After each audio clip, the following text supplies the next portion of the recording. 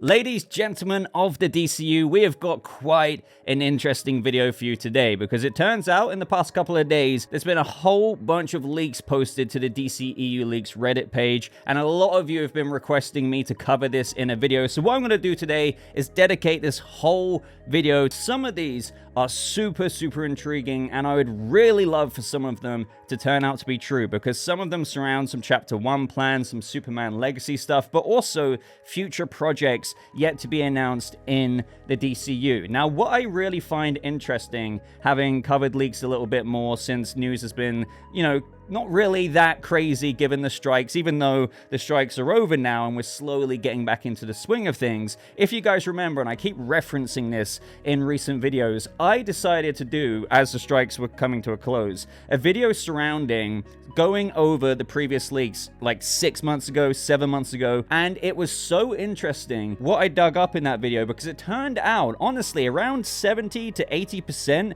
of the leaks that were posted back then in the verified section of those former leak posts turned out to be true, like one thing after another. So this isn't like the leaks the other day that James Gunn debunked that I covered through Twitter. We're now going back to the place that if there's going to be somewhat any stuff of substance out there, well, this is the place I kind of want to take a look at. Now, having said that, I do want to stress in this video very heavily because I've seen some people be like, why are you covering leaks more? Not all of them are true or whatever. Well, I need to stress, take it with a grain of salt. I'm not saying all of these are true. It's just fun to talk about it. It's fun to bookmark some of these for what we can actually check in 6 to 8 months time to see if any of them are true like I did in that previous video. So after a very long intro here, let's dig in. With this stuff as always, I absolutely need your input down in the comments below. Let me know what you think of what we're about to read out and leave a like on this video if you do go on to enjoy it. Maybe dislike it if you want to, and consider subscribing if you want to stay up to date with more news, reviews, breakdowns, maybe some bonus leak videos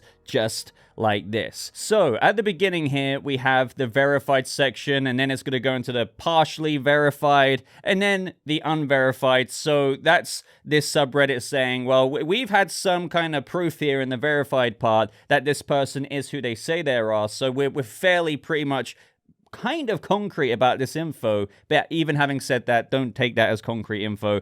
Then partially verified, fairly self-explanatory, and then unverified is just, my god, like this is so in the rumor mill. It's in the rumor territory. So starting off with verified. Interesting to say. This is apparently, maybe, could very well happen. And some of it is just kind of believable anyway. And by the way, if my voice is sounding weird, I think I'm starting to get sick. So, Superman Legacy. An offer was made to an actor for Perry White. So expect this to be one of the next announcements. So what I said recently, I think even in my last video when we covered some recent castings, obviously of, Nicholas Hoult and then Eve Teschmacher, is that we had Gunn saying a reply to someone that he thinks, 2 castings is a lot for a week because they were like, what happened to the finger on the trigger of Superman Legacy castings? I thought there's going to be loads. And so he thought 2 in a week was quite a bit. So I then concluded, okay, we might not hear about castings until next week. Obviously, the joke will be on me if by the time I'm posting this leaks video, if there is a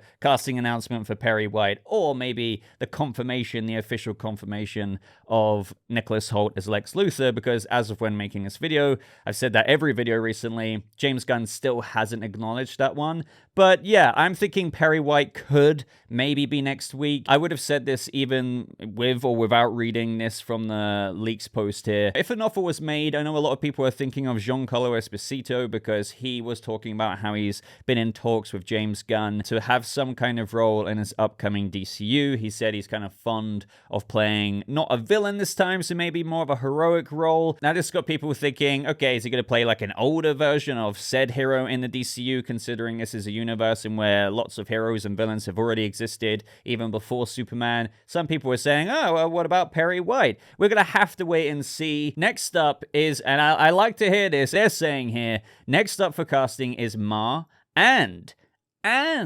Pa Kent.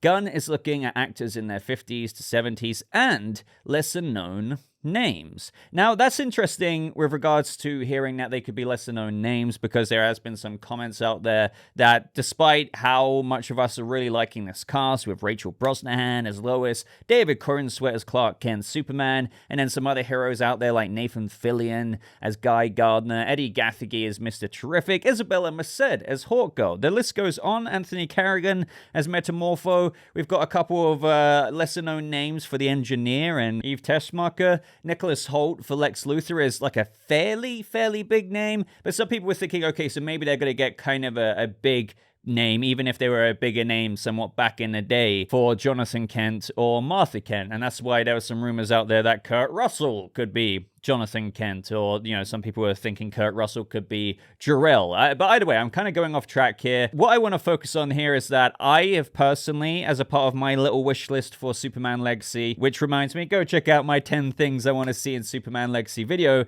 is that I do want Jonathan Kent to be alive while we have David Corenswet's Clark Kent / Superman active in this movie. Now, I'm not saying for all of you people who want him to be dead, I mean, Jesus, calm down. Maybe he could have a heart attack, I don't know, during the movie, or like, maybe not, but like in the next couple of years as the DCU unfolds with whatever stories unfold next for Clark. But I don't know. I get why people think it's really significant for Jonathan to be dead before Clark really shows himself and reveals himself to the world as Superman with his red cape, and how it can teach him a valuable lesson. But I don't know if it's an unpopular opinion, but I do think that Clark being raised by Jonathan and Martha Kent can still go out there to the world and be Superman. And especially with this David Corenswet Superman, he's probably got a lot to learn still, if he's only been active for some time, not a veteran, but yet not an origin, that he can go out there, having been raised by them, and still be like a decent Superman. Sure, like maybe a bit rookie and green compared to what he will be one day. But I guess what I'm trying to say is I don't think Jonathan being alive will make him a completely different character, or how Clark views human life to be any less precious than what it is. I think that will still be maintained. So I would really like to see that relationship of Clark still seeing, you know, his adoptive parents, both of them, maybe even bringing Lois back home to have dinner with them. I don't know. Obviously, that depends how far along Lois and Clark are. Like, we genuinely have no idea, by the way, if they're just dating or if they are already in a relationship, but their relationship just might be in the early days. But for the first movie, especially for a Superman who isn't extremely experienced, let's say, seeing some scenes with both Jonathan, Martha, as well as obviously David Corenswet's Clark, I think there could be some really wholesome stuff there, some really cool words of wisdom. Clark just returning home and just being like, Mom, Dad, I'm trying, but then they put his hand on his shoulder, and it's not just Martha. I think that's the thing. I have nothing against Martha, but I feel like we've just seen Martha for a while. I know that is more traditional, but I think, bottom line, you can have both. And then up next, they say they're also casting a male for a comedic role in his 40s to 50s, and with Gunn's recent tease, don't be surprised if it's Steve Lombard. Now, that is something that has been going around recently. I think the last time we saw Steve Lombard, he was played by Michael Kelly in the DCEU Man of Steel, but then he just kind of disappeared. I mean, that's the whole thing about those movies back then. We didn't get like a whole bunch of Daily Planet or Reporter Clark, and that's one thing that I think we're going to get a bunch of in this movie, which is why they're probably casting for quite a few Daily Planet roles like this. Obviously, Jimmy being a main character there, obviously Perry White, and then of course a bit of a background character for that of the offices of the Daily Planet, even though I don't think Steve's going to represent everyone who works there, because that's the thing. He would be a bit more of a comedic role. Now, Steve Lombard is a bit of like I guess it depends how they play him. He can be a bit of like a class clown in the office, so to speak, or they could play him as a bit of a douchebag, a bit of like an office bully, but I think that would be a bit of a shame. I think they could kind of make him just very, very playful, a bit annoying, but also a bit funny at the same time. Perhaps somebody who just Lois rolls her eyes at. Maybe they could have him as somebody who pokes fun at Clark a little bit, which really could open the door to some funny scenes, because obviously we all know Clark is Superman and he has to really bite his tongue at points, because Clark could just go freaking flick and Steve Lombard would get sent all the way to Gotham if Clark wanted that to happen. So let me know what you think of that. Up next is another leak update on Huntress. Now, some of you may have heard that we might be getting a Korean Huntress movie for, once again, quite a while now. Months and months and months this goes back. And as they say here, as reported before, a Korean Huntress project is in early development for the DCU. We can exclusively report Young Byung-gil, I probably butchered that name, is in talks to write and direct the project. Now, that would be insane, and I think it's extremely fitting for a Huntress movie. And if you even look up The Villainess, one of his movies, you will see that he has a very distinct style, and if he brought that over to a project all about Huntress, that would just be incredible. The way he utilizes his style through camera movement and brings about this action to fruition through just kind of not only the camera movement, but also just propelling the audience into first person for the character. So you might just have the perspective of the villainess, using her combat with a pistol or, I don't know, a blade, but then you will get other scenes as well where the perspective shifts. And it's just like a really unique take that I can easily imagine translated onto, the Huntress. And it will also give the DCU exactly what James Gunn has been saying about, as per whichever character a director is handling, that director will have their creative freedoms and also the tone that fits the character, and it will hopefully bring about a movie that will feel distinct from other comic book movies in the same space and same connected universe, which is something that I think the whole genre needs and something James Gunn has spoken extensively about, and I think something that a lot of people want. Now, of course, it can be hit and miss for some people if you make certain movies like, I don't know, Swamp Thing, even though I think Swamp Thing's going to really hit if they embrace the horror, but that would be very horror, but it's set in the same universe and canon as Superman Legacy with David Corenswet, and same with this Huntress movie. It would be maybe, let's just say, just like The Villainess, and that would be insane. I am all about that, and I know I sound really excited over something that isn't technically confirmed right now, but we've been hearing whispers about this for ages. Now, as for whether the rumors, well, this isn't even rumors. We have had Pom Klementieff talk about how she's actually spoken to James Gunn about doing a project in the DCU, and she's teased that it's very action-oriented, so could she be the Huntress in the Korean Huntress movie? I don't know, but we're going to have to wait and see and bookmark this one in our heads. But I'm telling you now, if you don't know what I'm on about,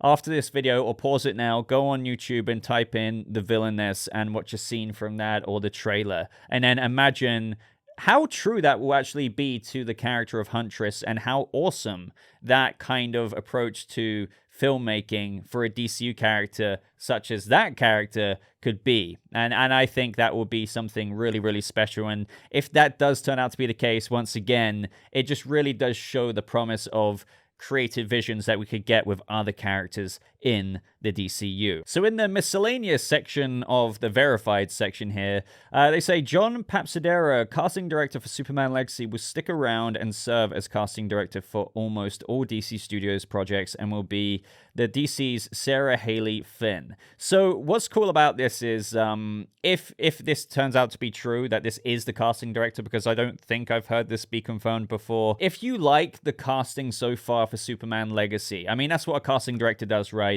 They get a vibe of what the director of the movie is looking for, which kind of talent, which kind of star they're seeking, and they go out there and they get a pool of actors to come in and audition, and then that turns into the front runners like David Corenswet, Rachel Brosnahan, and then they, the director kind of gets the final say here. So if you like who has been cast for Superman Legacy so far, which I think I'm a big fan of, this would only mean great things for if you're maybe concerned about the future potential casting of Lanterns, the future potential casting of Batman in the DCU. So personally, if this turns out to be true, I'm pretty happy with that, with the fact that this guy could be sticking on for getting the vibes out there of which talent they need to bring in. So now let's move on to the partially verified section, which is a very small bit here. So another round of leaks from user Who Likes Animations corroborates reports of Brainiac being the main villain of Superman Legacy, claims a Lobo project is in development at DC Studios. So right now,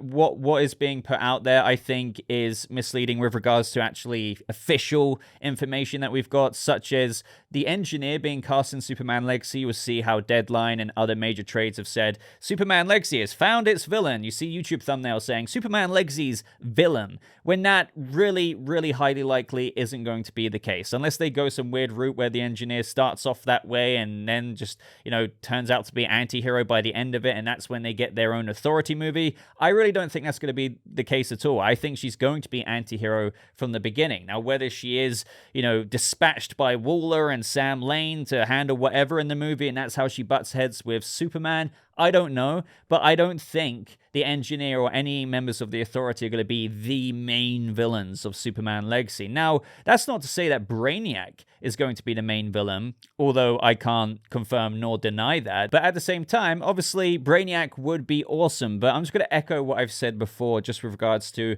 I don't think Brainiac should be a one-movie villain. I think Brainiac has the potential to be a whole chapter-long villain, so with whatever happens with him in this movie, if this leak does eventually turn out to be true, I would like it to be more of a foreshadowing. Sure, I guess if he's the main villain here, he would be there as an actual physical threat or maybe something like that.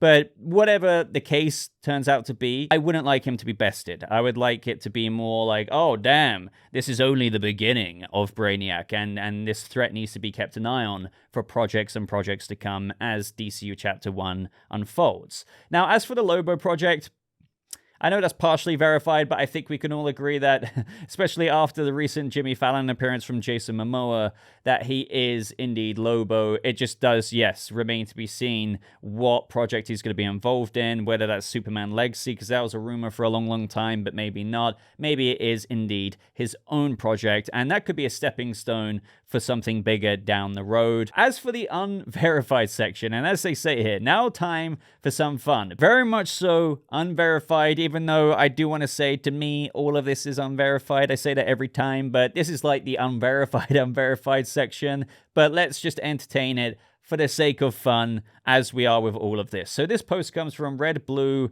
Can't say that last word. Hello, moderators. I recently found out about some information about Lanterns I would like to share with you. So Lanterns will comprise of 10 episodes. Nathan Fillion has signed on for 3 episodes as Guy Gardner. Now, obviously, I'm probably going to repeat this with every single one. Remains to be seen. I do expect to see Nathan Fillion in some capacity in the Lanterns show. I know he's in Superman Legacy. There was a lot of confusion at the time for casting Nathan Fillion as Guy Gardner because he's quite a bit older. And from what we're hearing out there, Hal Jordan and Jon Stewart could be in their 30s, maybe even Jon Stewart in the late 20s, just before 30 kind of thing.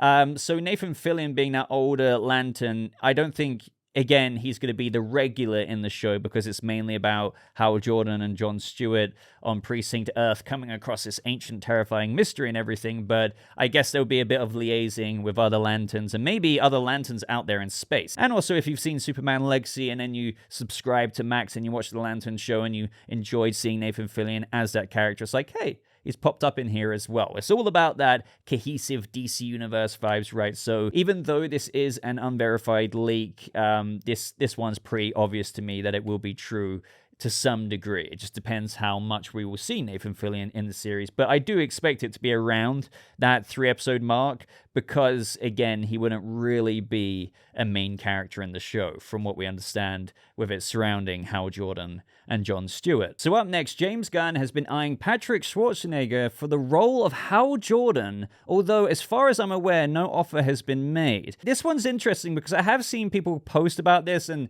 I know don't put any stock into this, but it has been interesting, as I mentioned in my last video, with how there's certain Superman Legacy cast members who were following an unannounced person, for example, who then turned out to be cast in Superman Legacy, and it was like Eddie Gathegi, Isabella Merced, and Rachel Brosnahan follow this person. Then, boom, they ended up getting cast. So people have been paying attention to that. Don't misconstrue this for, oh, it's just who James Gunn follows, so as a result, it could just be, oh, Brandon Routh's going to be in Superman Legacy. No, it's not that approach. It's more, hey, oh, 3 or 4 cast members happen to follow this person, and then boom. Now, Patrick here has been commenting on a few posts saying congratulations to the new cast members. Now, sure, Yeah, we don't have to read into that, but you never know. You never know. Now, he played Golden Boy in Gen V, and I think he's really, really, really, really, really, really, really good. Now, do I vibe Hal Jordan here? Yes, believe it or not, I do. Now, in Gen V, he was quite clean-shaven with short hair, but if you kind of look him up, he's definitely got the Hal Jordan look there. He's got, with the stubble, slightly longer hair. It's like, oh, damn, I can actually see that. And from some of the rumors beforehand, if it does turn out to be true that Hal Jordan and Jon Stewart could be kind of on the younger Lantern side, but not like too young, Patrick, for example, here is 30 years old, then this would be pretty damn interesting of a casting. Now, I would love to know your thoughts about it. Maybe it might be a bit too young for some of you. Maybe you would like Hal to be more about 35-ish. So next up, we have some unverified user DC Studios Anon saying, there is a Lobo movie in the works at DC Studios. Jason Momoa is signed on to star in and produce the film. That kind of makes sense. The film is described to be a blend of a Western and sci-fi. I guess that makes sense with regards to Lobo, if you know a bit about his character. The plot follows Lobo hunting down a rogue Green Lantern while bonding with his daughter, Crush. That could be pretty interesting. I mean, the whole father-daughter relationship thing in films has been pretty popular. I guess, you had Logan, and then obviously The Last of Us was pretty cool. You have this, reluctant kind of fatherly figure or protector in the movie, even though this, I guess, would technically literally be her dad. But I can imagine Jason Momoa fulfilling not only Lobo, but also a role like that. So as for the idea there, I can imagine it. As for this rogue Green Lantern, I'm not sure what is going on there. Maybe if there is a storyline that they could be taking inspiration from with the source material, you guys could let me know down in the comments below, but nothing springs to mind right now. And the movie is set to release with the back end of Chapter 1. Now, I tend to believe whatever Lobo, or should I say Jason Momoa, could be involved in would be Chapter 1, given how much of a tease he's put out there in the past with regards to getting the role and, the Instagram stories. So I mean, maybe he would be that excited, obviously, if he found out it was going to be in Chapter 2, but don't forget that the DCU comprises of, so far, just Chapter 1 and Chapter 2. Both those chapters span the 8 to 10 year plan. So Chapter 2 would be in the latter half of that 8 to 10 year plan, and that's quite a while away. So yeah, I do expect Lobo to somewhat be in the next, I don't know, maybe 5 to 6 years. And they say here, and best for last, am I reading this right? Woman, God, it's like a tongue twister. Woman solo movie with a new actress. I'm guessing they were meant to say Wonder Woman movie. A new solo movie with a new actress.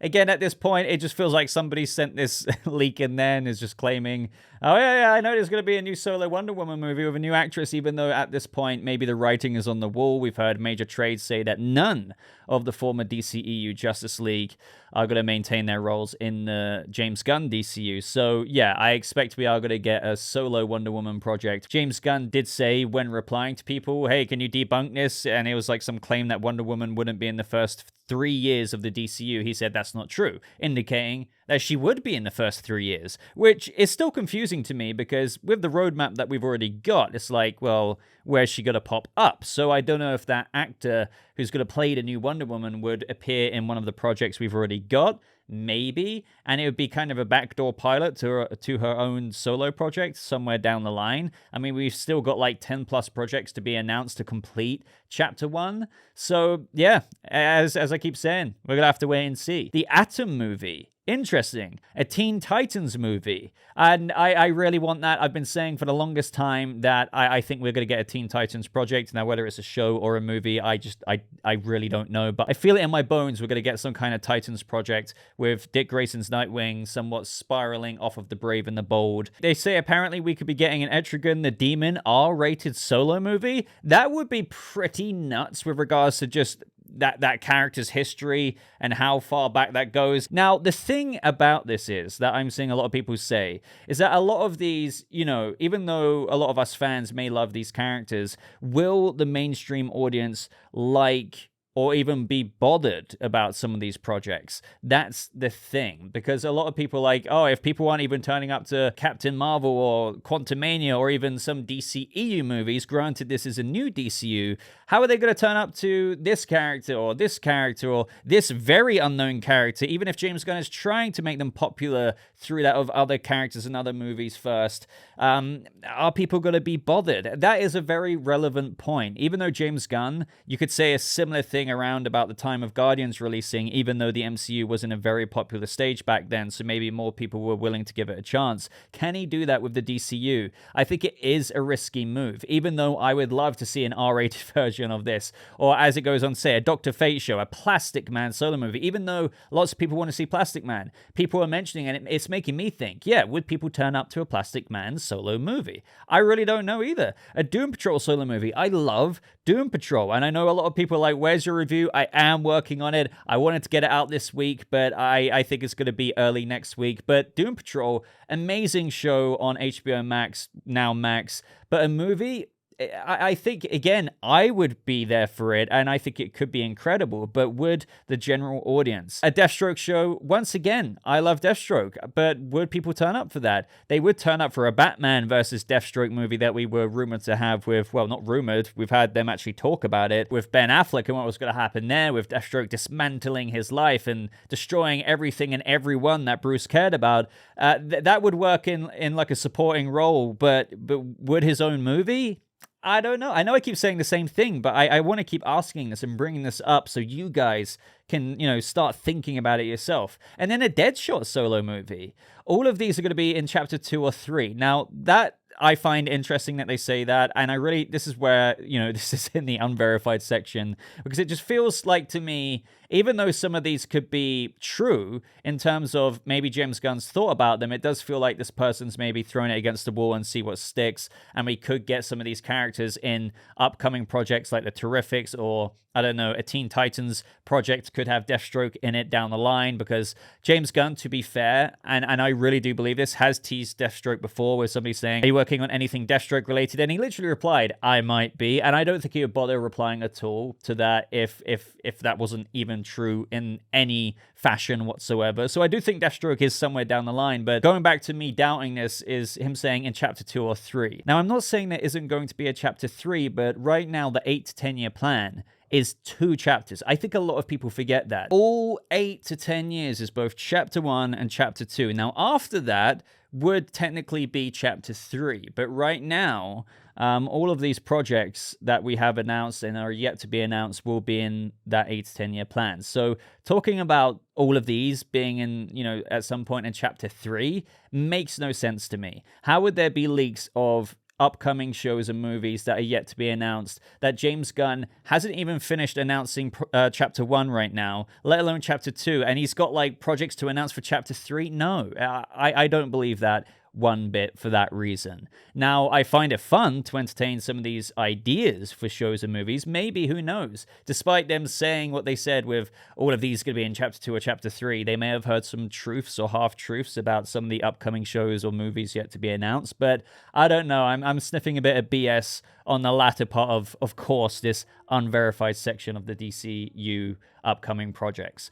But I still found it fun to entertain them, because I really do think that James Gunn, even with some of these random or seemingly random projects here, like Etrigan the Demon, an R-rated solo movie, I could almost imagine it, because I really do think he's going to embrace every single corner and tone of what DC, from the source material, has to offer.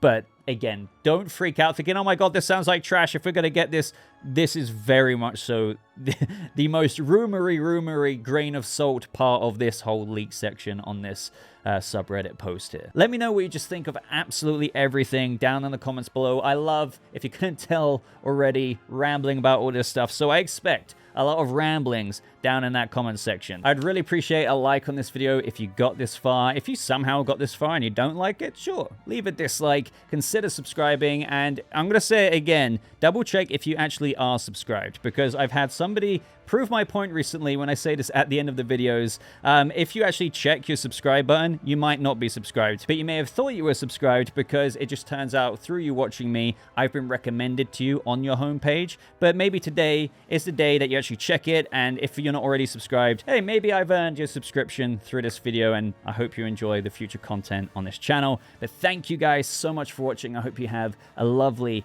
rest of your day, and I'll see you people of the DCU in the next video. Goodbye.